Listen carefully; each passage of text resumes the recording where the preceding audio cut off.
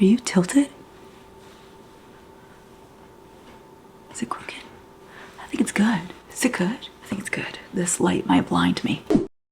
Besties, today's video is sponsored by Burga. Thank you so much for sponsoring the video. I am obsessed with Burga. I've talked about them before, and here I am talking about them again because I love their phone cases. I love their iPad cases. I love everything about them. So of course, we need to chat. Now, my favorite thing about Burga is definitely that they launch products based on fashion trends. So they go with what's going on with the times. They're very on brand. And not only are they gorgeous, but they're also protective and durable. I basically pick my phone cases depending on my mood. Okay, so if I wake up and I'm like, I want to look cutesy today, then I'll put like my light blue or my flower phone case. But if I'm feeling dark and mysterious, I'll put my dragon phone case. And yes, I most definitely got the dragon phone case and the Leo sign phone case because of Darius Acrux and Zodiac Academy. Yes, I also match my phone cases with my books.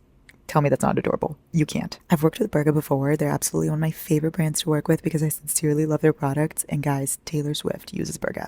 Come on now. If it's Blondie approved, it is Larry approved, yes. Now for Black Friday, they are having 25% off everything site-wide, okay? This is between November 19th and December 3rd. Therefore, you need to go get it. Now is the time. Oh, but that's not all. They're also having a buy two, get two phone case offer right now. And if you use my code, you get 5% off on top of everything else, okay? So that means 30% off in total. Guys, this is the perfect opportunity to get Christmas gifts for your loved ones, for your friends, for yourself, you know, some self-love. So besties of mine, click the link in my description and use code LarryXBF for you guys to get these Burga deals. Do it now on Black Friday. You will not regret it, and we can match. Again, thank you so much, Burga, for sponsoring today's video. Guys, look at my shirt. Look at my sweatshirt. It says professional yapper. Shotty Big got it for me, and I opened it in an unboxing that's coming soon, and I'm fucking obsessed with it. Every sweatshirt you guys get me, you don't understand. I live in it. Anyway, welcome. Oh, I didn't even say hello. Oh my goodness, I'm all messed up. It is 9 p.m. on a Friday, so maybe that's why. I just admitted out loud that I'm a loser who has nothing better to do at 9 p.m. on a Friday than talk about books. Well, that's my life. I hope you enjoyed it, because I know I did. Well, that's my life. Thank you so much for spending time with me. I hope you enjoyed it, because I know I did. Hello, my shiny base. Hello, my besties. Oh my goodness, how have we been through a whole month already? What day is it today? Hold on, guys. It's the 22nd for me. Okay, I'm filming this a week early, but that's because next week is Thanksgiving and I want to get this posted on Friday or Saturday or something like that. So I'm filming this a week early. I still have some books to get through this month, but we'll talk about them next month. Anyway, the point is, how have we made it to the end of the month already? That is fucking crazy. I feel like I was just talking to you guys about books I read in October and now we're in November. Disgusting. Well, not even in November. Now we're in December. Disgusting. Okay. Anyway, I read, how many books did I read this month, guys? I don't know. Here they are. Here are the books I read this month, plus a couple more that are not within my reach that I listened to or read on Kindle that I'll show you also. So welcome to this month's monthly wrap up. You guys know, if you're new here and you don't know, let me just explain, okay? Every single month, at the end of the month, we talk about every book we read. We go through the books. I tell you a little bit about each one, what I thought about them, what I rated them, and how I read them. No spoilers in any of these videos, of course. I feel like I made that like, como se dice, like script for myself to say that every time. And now I just always say it so naturally. And I'm like, sometimes I want to change it up, but also I'm so used to saying it like that. You know what I mean? You don't care. Okay, so I am filming this on the 22nd. Like I said, I'm filming this a week early because I want to post it at the last week of November. So I have to get it ready. And there are some books here that I am not really going to be talking about because you're going to see it in a vlog. So I figured this would be the perfect time for us to discuss. And then in December, I'll include any books that I read this week. I already know what I'm going to fucking read. I'm not going to lie to you. I'll get to it. You'll know in 1 second. As of right now, you must be confuzzled. You must be like, Larry, what the fuck are you talking about? But I feel like most of the time that's what you're thinking.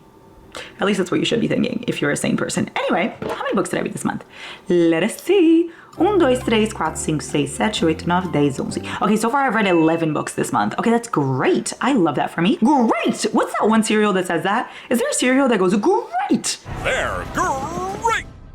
I don't know, I wasn't born here. Anyway, I read 11 books this month. Sometimes in this channel, we read 20 books a month. Sometimes we read 5 books a month. We do not judge others. So you know what? This month, it was a little bit slower, but in the best way. I feel like I really enjoyed what I read, besides the things that I didn't enjoy at all. Okay, let's get to it. You know what I'm gonna start off with? Guys, I'm gonna start off with something that I showed you, I think last month or the month before that. It was the month before that. Was it? What month was this? In September. I showed you this book in September because I tried reading it and it didn't work out for me. And now I tried again. Okay, it is in fact Quicksilver by Callie Hart. Listen, I picked this book up in September or August or something like that in the middle of my Zodiac Academy journey. Was that the dumbest thing a gal could have done? Absolutely. Why did I pick up a fantasy book in the middle of a fantasy series? It's absolutely fucking beyond me. I don't know what was going through this noggin up here. Clearly fucking nothing. Anyway, so I didn't enjoy it, obviously. So I read I think I read like 40% of this book. I got like 200 pages in. I got pretty deeply in and I was just not having a good time. But it was the type of book that I could tell I would like later on if I picked it up at the correct time. So I took a pause. I said, I'm going to DNF for now. Did not finish for right now. Did not finish at the moment, okay? And I'll pick it back up later. That's what I did this month because the audiobook came out and I thought this is the perfect time for me to listen to this and go through my Quicksilver journey. And now I ate it up. That just goes to show that it is really important when you pick up a book. Like I could pick something up today and if I'm just not in the mood, it's gonna be horrible. But maybe if I'm in the mood later, it'll be really good. I feel like it makes sense like that, you know? And then sometimes people will come for you for changing your opinion and you're like, bitch, I've grown. I've changed my mind. It's okay, it's acceptable. Anyway, I forget how to say the girl's name. I think it's Saris? How do you say your name, girly? Is there a pronunciation guide? Oh, there is. How convenient. Saris. Okay, that's literally not that hard. Okay, Quicksilver by Callie Hart. It is told in only one POV, only Saris's POV. Oh, this book was so good. It's only told from Saris's POV, but this book follows a girl queen. She is just living her normal life in this fantasy world where, well, not a fantasy world. In this, hold on, rewind.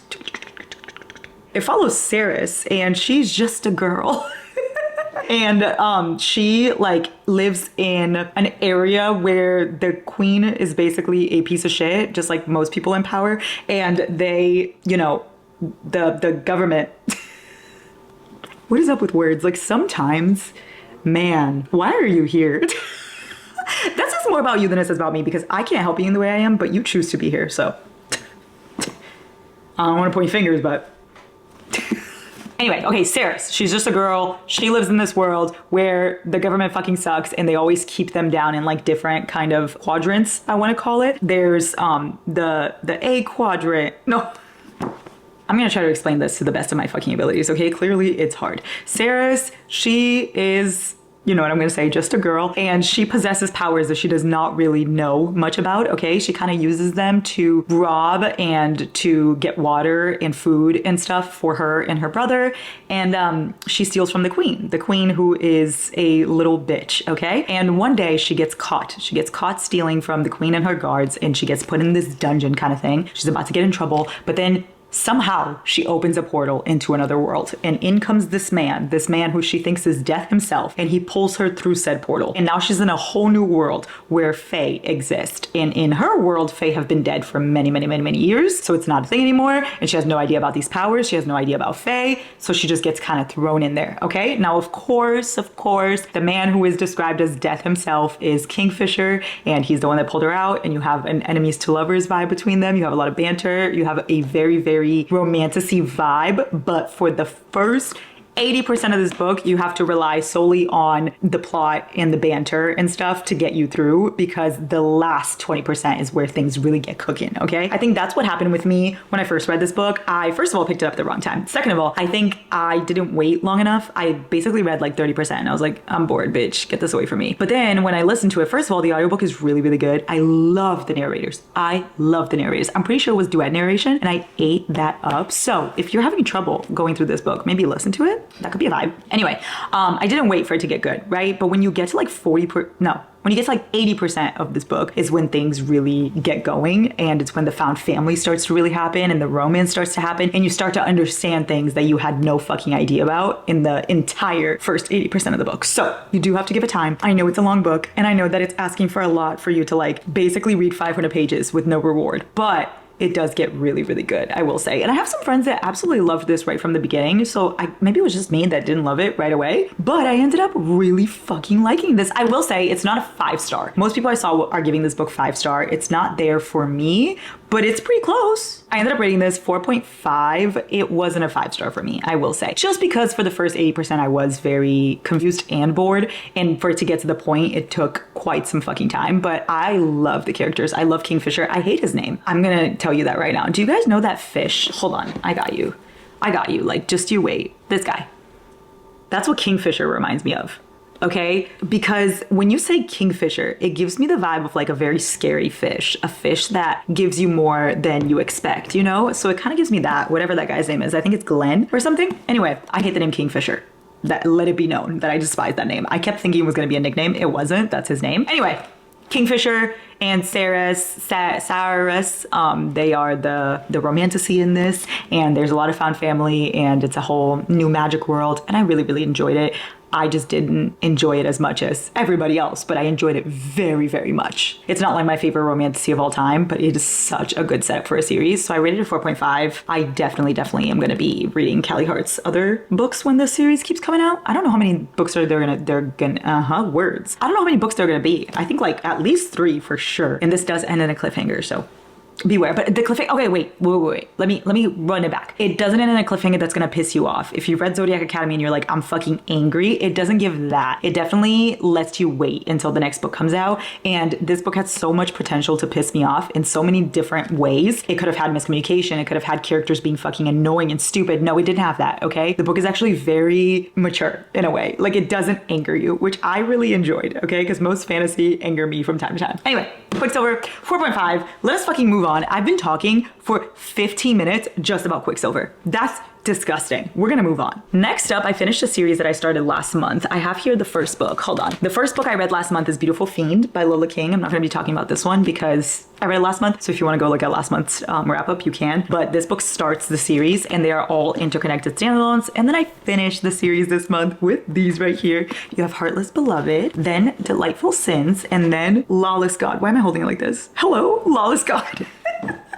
Like I said, this is an interconnected standalone series by Lola King. It is a dark romance, okay? If you think God of Malice is dark, if you think the beginning of God of Malice is the darkest you'll ever see, may I present you to Caden King. He's going to absolutely obliterate any lines you have for darkness, okay? He will destroy you. Don't say I didn't fucking warn you. Also, let me just tell you that Lola King gives you the deepest trigger warnings one could ever ask for. Like, my girl is not playing around. Look at this.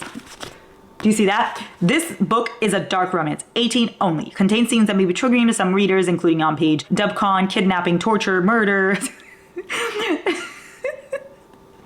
And the list goes on and on. Okay, so this series is very dark. I would not say it's for like the beginner dark romance reader, but if you like Legacy of Gods, if you like that kind of vibe, I really think you'll like this series. Read this one last month. It's still one of my favorites. And then I finished the series this month. Heartless Beloved follows Zai and Alexandra, dual POV. Delightful Sins follows Jade, Elliot, and Ethan. And it is triple POV. And then Lawless God follows Kayla and Nathan, also dual POV. So this series, if you want to read it in order, that's the way I highly recommend you do it, because I feel like it has a lot of dynamic between the characters. Like, this is a North Shore, it's called the North Shore series by Lola King. And it is essentially 2 rival gangs in this small, poor side of town. Okay, so they are 2 gangs in the same side trying to get territory, trying to get control over the sides. Okay, but everybody has books, which is what makes it so fun, the dynamic. Because for instance, in this one, they are in rival sides of the gang. She's from one, he's on the other one. So obviously it's like forbidden, it's enemies to lovers, that kind of vibe. But then this one, he is on one side of the gang, and then she is quite literally the mayor's daughter, mayor or senator, something like that. She's a powerful guy's daughter, and he is supposed to get close to her to learn secrets, and she has no idea he's in a gang. So this one's like good girl, bad boy. She's a Swiftie also, which is my favorite fucking part. But you didn't hear from me. Anyway, Delightful Sins is 2 stepbrothers with one of the girls, and they're on the other side of the gang than this one. Okay, so in this one, you're gonna be like, oh my God, I'm really cheering for this side. But then you're gonna get to this one, you're gonna be like, wait, I really understand the other side. Which is what makes it so fun, which is why I'm suggesting you read it in order. I will say I'm not a big Why Choose fan. I'm not a big Trouble fan. So I didn't think I would like this one, especially because I hated the characters. When I read the first book, these characters are the villains in that book. So I was like, fuck them. I hate them all. I never want to see them. And then once I read this, I really understood them and I loved it. And the spice was immaculate. So, and I think it's one of the best plot ones. And then you have Lawless God, where she is the leader of the gang, and he is a mafia god that she sent to prison years ago, and he comes out wanting revenge. So all of the plots are so good. All of the guys are not even morally gray. They are pitch fucking black. Please do not go into this without looking at the warnings. Do not say I did not tell you, okay? These are very, very dark, but I ate them up.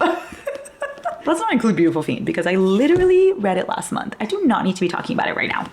So Heartless Beloved, I rated this one 4.75. I loved this one. This one and Beautiful Fiend are definitely my favorite ones. It was just so fucking cute. It was the sweetest one. It's still very dark, don't get me wrong, but it's definitely the sweetest one out of all of them. Then Delightful Sins, I rated this one 4.25, which is crazy because like I said, I did not think I was gonna like it. And then Lawless God, I rated this one 4.5. I think this one is as crazy as you're ever gonna get. Again, you've been warned. I ate up this series. I will be reading more Lola King. Yes, yes I will. For my dark romance girlies, listen to me. Listen to me and read this. You will not regret it. I'm gonna show you guys something. I'm just gonna show it to you. We're not gonna talk about it, but I'm gonna show it to you because you need to be in the know. I wanna include you in my whereabouts, okay? I'm doing it. I'm reading Throne of Glass. So I started with Assassin's Blade. Yes, I did. I don't wanna hear it. I made an executive decision and I stand by it. Now that I'm going through the series, I stand by this decision. Anyway, I read Assassin's Blade. I read Throne of Glass, okay? A bestie from here in our comments, in our channel, one of our shoddy bays, Taylor, gave me this copy in January and it's an annotated copy and I read it. Anyway, that just made me really happy. So I read Assassin's Blade, then I read Throne of Glass. Now I'm finishing this tonight, Crown of Midnight. So I'm going through the Throne of Glass series. By the time that this video is posted, I'll probably have read like at least 2 more because I just started a couple days ago and I'm already going through all of the books in record speed. Okay, so there's that. Anyway, I'm not gonna talk about this. I'm not gonna talk about this because there's gonna be a vlog, okay? There's going to be a non-spoiler vlog coming first. Hopefully in like 2 weeks, I'll be fully done and I can post a non-spoiler vlog that'll be coming first things first, okay? So therefore, if you have not read the series, you can watch that vlog. Then I'm going to be making a full spoiler vlog that I'm working on at the same time as this one. And then anybody that has read the series and wants like play-by-play reactions, you can watch that one and that one will be right after the non-spoiler one. So it'll be non-spoiler and then like a couple days later, the spoiler one. Okay? Yes, lovely. I'm glad we're on the same page. Also, if you guys want to go follow me on TikTok, I'm like literally posting reading updates every single day of these books, but we're not going to talk about them because it'll be in the vlog and I'll talk about it next month once I finish the whole thing, but I'm doing it. I'm doing it. I know you guys are so proud. You guys are so proud. Then I finished one of my favorite series of all time. I want to cry just thinking about it. The Syndicator by Runix. This is book 6 in the Dark First series. The Dark First series by Runix, I read with you guys in a reading vlog. If you guys haven't watched that reading vlog, go fucking watch it. What are you doing? It's one of my favorite reading vlogs where I read all of the Dark First series with you. So it's the Predator, the Reaper, the Emperor, the Finisher, the Annihilator, and now the Syndicator. The Syndicator is not in that vlog due to the fact that I filmed it forever ago. I'm so sorry. Anyway, the Syndicator is the final book. It is like the epilogue novel for all the characters. So the Dark First series is different characters and all of it comes together. You cannot read this series separately. You cannot just pick up book number 2. It is not going to make sense. The first 2 books are about one couple, Tristan and Morana. The third book is about Dante and Amara. Then you get Zephyr and Alpha, and then you get characters that I'm actually not going to say their names because I don't want to spoil anything for you. But you have to read it in order because it has like an underlying plot that is very, very important to the story. Anyway, I finished the series with the Syndicator. I've been waiting for this for I think a year was when I posted that reading vlog, isn't it? Let's see. Yeah, 1 year ago I posted this reading vlog. Look at this, guys. Guys, do you see that? 1 year ago. 1 year ago I posted that reading vlog. I love how I just YouTubed. Dark First, Larry reads. Anyway, 1 year ago I posted that reading vlog and I was waiting for the Syndicator to come out and now it finally came out. And okay, let's unpack. I was a little disappointed. And by a little disappointed, I definitely mean a lot disappointed. I didn't love it. It was not perfect to me. However, I still ate most of it up because I love the characters so much. Okay, I rated it 3.5. I feel like that's me being generous, but that's honestly just because I love the characters so much that I'm biased towards them. It's kind of like Boys of Tommen in Zodiac Academy. Like even when the book is not necessary and it pisses me off, I'm like, I love these characters so much, I would die for them. So I could not fathom giving it any less than 3 stars. Does that make sense? This had the potential to be amazing and I feel like it just was not. I really wanted just every character to get the same amount of story, every character to get their moment. I wanted a lot of like found family and a lot of love and a lot of happiness, a lot of fluff. That's what I wanted. Now, I am not going to judge a book by what I wanted versus what I got. You know what I mean? Like like what you get is what the author wants to fucking give you. So it didn't work for me, but it could work for a lot of people. What I don't agree with is people sending hate to authors and shit like that. I've seen Runix get a lot of hate over this book, and that's absolutely fucking ridiculous, guys. If you don't like it, you don't like it. That's it. Move on, okay? Like, I didn't like the ending of Game of Thrones. I'm not gonna sit here and write to the authors like, hey, fuck you guys. Like, no, I just didn't like it. And I will say that opinion, you know, say your thoughts and put your shit out there. You have every right to like it or not like it. But I don't agree with sending hate to anyone over things that they wrote. Like, they wrote this. It's her work. Fuck off. Anyway, I didn't like it though. With that being said, I didn't love it. I didn't hate it either. I'm definitely very much in the middle. It's a 3.5. It's like one of those that I could take it or leave it. I did want a lot more from it that I didn't get, but there were scenes that I really, really loved. There were scenes that I literally cried because I loved it so much, because I was waiting for so long for those scenes. I felt like it did give a lot of attention to certain characters over other ones, and I wanted them all to kind of be equally in there, and a lot of it was unnecessary, and it left me with more questions than it did answers. So those are the things I didn't like about it. But again, I'm biased towards the characters. So 3.5 for the Syndicator. I don't have the paperback because it hasn't come out yet. But as soon as it does, I will get the paperback. Because if you think I'm going to leave my series unfinished, you got me so fucked up. Then I read The Striker by Anna Huang. I listened to this one on Audible. And this follows Asher and... why was I going to say Susie? Her name is not Susie. What is her name? Scarlet. Her name is Scarlet. Okay, it's with an S. Come on now. Susie, Scarlet, basically the same thing. Anyway, it follows Susie. No. Okay, rewind. It follows Scarlet and Asher, and it is dual POV. And Scarlet is a prequel. Scarlet is a ballerina who used to be, but not anymore. Scarlet is a ballerina, but she's not anymore. Okay, hold on. Cut. Okay, let's drink some water. Hold on.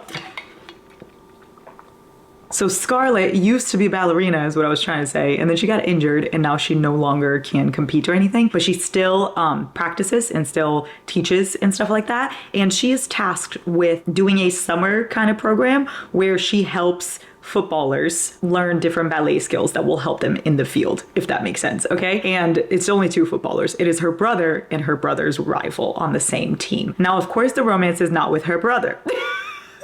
The romance is with his rival, and that is Asher Donovan. He is a pro footballer. He is, no, that's it. That's all I know about the man. I was really excited for this book, and I hated it. I hated it so much. I ended up DNFing, so no stars because I DNF'd, and I was listening to it. For me to DNF an audiobook, that's how you know I just did not click with it, because I usually push through with audiobooks, right? Like, they're very easy for me to listen to when I'm doing chores, when I'm grocery shopping, when I'm doing laundry, whatever, right? I couldn't physically do this. I was so bored. Okay, like I don't even know how deeply I got into it. I got like, I want to say like definitely 50%. I don't know if I got further than that, but definitely 50%. Their characters just gave me nothing.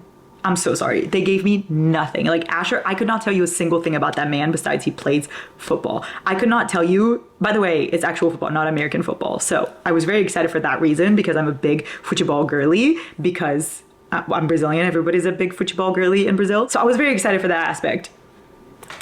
Alas, here we are. I feel like the football wasn't really included in the book as much as I wanted it to be, because it's like during the summer when he's not actually in games and she's like training him kind of thing. There's not a lot of football in it. Like I wanted to see like a bunch of games every chapter. Okay, that's aggressive. But I wanted to see a lot, right? And I feel like I didn't. Anyway, besides him being a football player, I know nothing about the man. Besides her being a ballerina back in the day that got injured, again, I know nothing about her. Their dynamic was fine. Like there was like cute moments between them, but I literally couldn't tell you, y'all. I was so bored and it was so long. I'm not one of those people that's against long romance books. I know a lot of people are like ride or die. Romance books have to be 300 pages or less kind of thing. I don't feel that way. I love long books. So I think if you have a lot to say and it makes sense for the book to be that long, then great. Like Boys of Tommen for me, it is not long enough. Okay. Like it makes sense for it to be that long. I will say most of the times fantasies are the ones that should be that long. I feel like romance books, we're towing the line a little bit, but Boys of Tommen, like they have enough story to tell you. I want to read about those characters. I never want to stop reading about them. So give me all you've got. Same with Addicted Calloway, for instance, Magnolia Parks, okay? But I did not feel that way towards The Striker. I felt like this one was so long for no fucking reason. Like it just wasn't giving me anything for it to be that long. It wasn't giving me enough story for it to be 600 pages. And I didn't like Asher and I didn't like Scarlet and I felt nothing towards them. And it was just a DNF. If I had finished this book, it would be a 1 star. So I didn't finish it. I decided against that. I decided to choose peace. I will say, I feel like Anna Wong was a really big hit for me in the beginning. Like, I loved the Twisted series. Twisted Lies, Twisted Hate are some of my fucking favorites. I don't love Twisted Love, and I don't also love Twisted Games, but I definitely like them, right? And I love the series as a whole. Like, the series altogether is everything to me. But then after that, I feel like it just went downhill for me with Anna Wong books. Like, I didn't like the King's whatever. Like, I didn't like King of Wrath. I didn't like King of Pride. I liked King of Greed, but then I also didn't like the Striker. So I don't really know where we're headed. I feel like this is another Daphne Perry situation where I just used to love the books and now I just don't anymore because my taste has changed, and that's okay. For DNF, Striker, I'm sorry. Strike out. Let's pretend we didn't do that. Then I read the next book after Face Off by Chelsea Curto. If you guys saw, I think last month I talked to you guys about Face Off. It was one of my favorite sports romances I read in such a long time. Chelsea Curto fucking ate that shit up, okay? Ate that shit. She put her entire heart and soul into that book and I would die for it. So immediately when the next book in the series came out, Power Play, I had to jump on it, okay? I had to run. It is about Piper and Liam, who are characters that you meet in Face Off. This all is gonna follow guys in a hockey team, okay? So this entire series is like interconnected standalones, hockey players. So Liam is the goalie, if I'm not mistaken, and Piper is a reporter for the team. And he's like very, very, very shy. Like, not grumpy. I feel like he's just very reserved would be the right word. He's very reserved, he's very shy, and she's very out there, very talkative, very bubbly. And she got a divorce recently and doesn't know anything about life or love because she was only with the same man for forever. And so she asks Liam, the shyest guy on the team and the most reserved one, but for some reason, the one she feels safest with, she asked him to teach her how to, well, you guys know.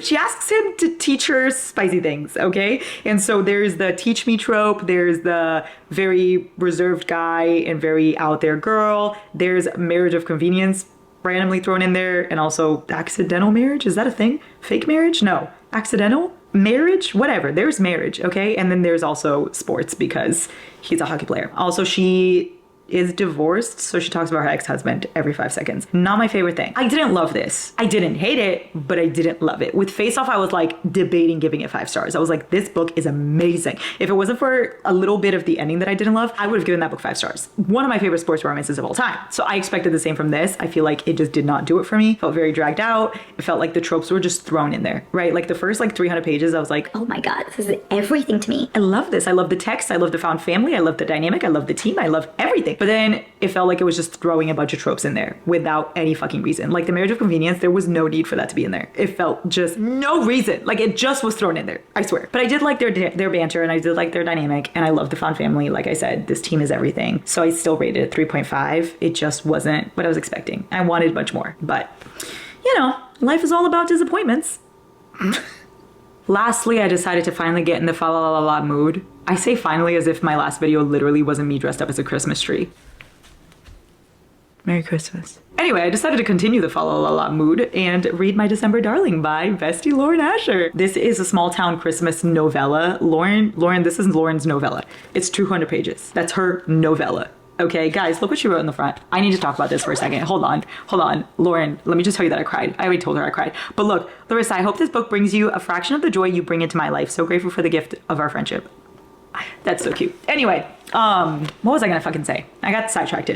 What was it? Hold on, it'll come to me. Oh, this book, what is it about? Okay, Catalina and Luke. It follows both of them. It is dual POV. It is like Grey's Anatomy meets Christmas, okay? He's a doctor and she's a nurse in the same hospital? In the same hospital, I think. Was it in the same hospital? Anyway, and he is her ex's best friend. Yeah, he is best friends with her ex who is now marrying her sister.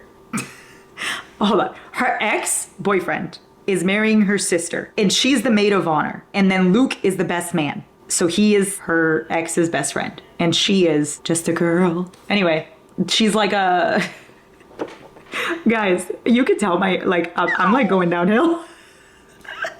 Sometimes I yap so much, like guys, this really explains who I am. It really does, because sometimes I yap so much, I don't even fucking know what I'm saying anymore.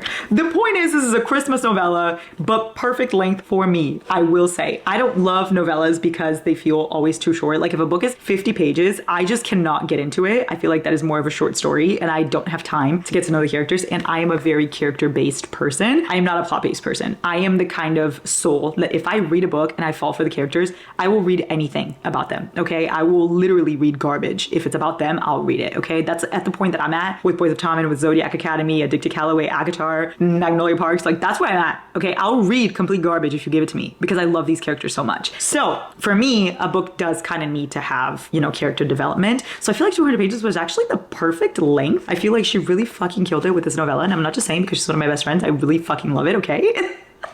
Oh my god, also wait, somebody had a question. Somebody commented on one of my videos and they said that they didn't know if Lauren, the one that lives with me and Giant, is the same as Lauren Asher. No, these are two different Laurens. I have two best friends named Lauren, okay? I have two best friends, both of them named Lauren. I know. One of them is in fact Lauren, that is the Asher. The other one is just regular Lauren.